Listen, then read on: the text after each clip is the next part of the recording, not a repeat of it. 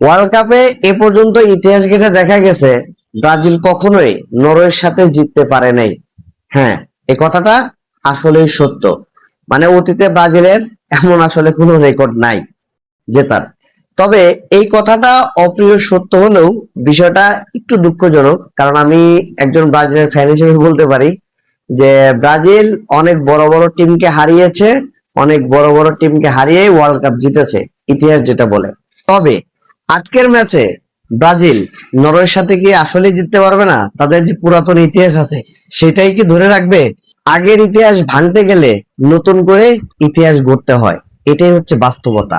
ব্রাজিলের এই টিম আজকে নতুন করে ইতিহাস গড়লেও গড়তে পারে, অতএব হতাশার কিছু নাই। কারণ ব্রাজিলের এই টিম অনেক শক্তিশালী। এবারে ওয়ার্ল্ড কাপে দেখা যাচ্ছে, কারণ বিশেষ করে আমি যদি বলি যে 32 দলের খেলায় জাপানকে যেভাবে হারিয়েছে, এটা আসলে অবিশ্বাস্য। প্রথমে একটা গোল হজম করে পরবর্তীতে দুইটা গোল দেওয়া এবং দ্বিতীয় গোলটি খেলা শেষ হওয়ার 2-3 মিনিট আগে দেওয়া, এই ব্রাজিলকেই আসলে ব্রাজিল ফ্যানরা দেখতে চায়। তবে একটা বিষয় নিয়ে খুব আলোচনা সমালোচনা হচ্ছিল, সেটা হচ্ছে নরওয়ের হালান্ডকে নিয়ে। হালান্ডকে কি ফেরাতে পারবে বা হালান্ডকে কি ঠেকিয়ে রাখতে পারবে ব্রাজিলের ডিফেন্স?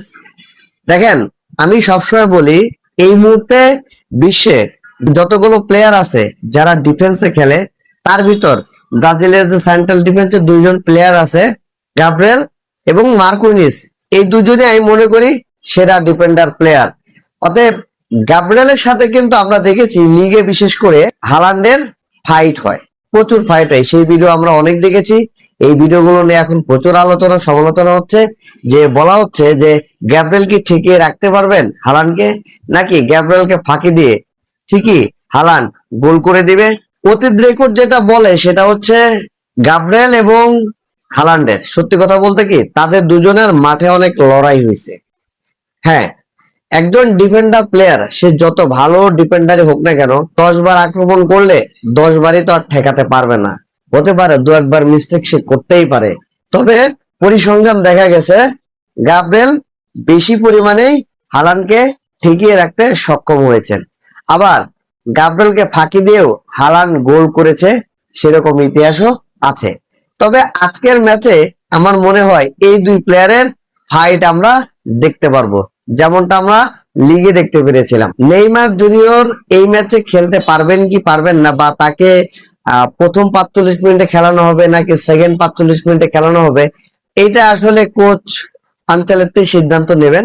তবে আমার যতটুকু বিশ্বাস, নেইমারকে মনে হয় প্রথম 45 মিনিটে নামানো হবে না, সেকেন্ড 45 মিনিটে নেইমারকে নামানো হতে পারে।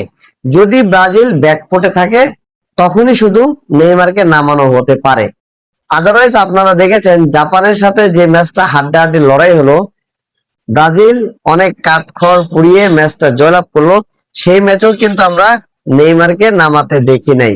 অতএব নেইমার প্রথম 45 মিনিটে নামবেন না, এটা মোটামুটি আপনারা শিওর থাকেন। তবে আরেকটা চিন্তার বিষয় কোনটা জানেন? লুকাস পাকেটা আজকের ম্যাচে খেলতে পারবেন না। আমি মনে করি বিশাল একটা দুঃখজনক বিষয়, কারণ পাকেটার কি রোল, পাকেটা কেমন খেলে সেটা আপনারা মোটামুটি সবাই জানেন, বিশেষ করে যারা ব্রাজিলের ফ্যান আছেন তারা নিশ্চয়ই জানেন। অর্থাৎ পাকেটা যে আজকের ম্যাচে খেলতে পারতেছেন না, ওনার যে একটা ইনজুরি সমস্যা হয়েছে আপনারা দেখেছেন গত ম্যাচে। তবে আমরা চাই পাকেটা যেন দ্রুত সুস্থ হতে পারে।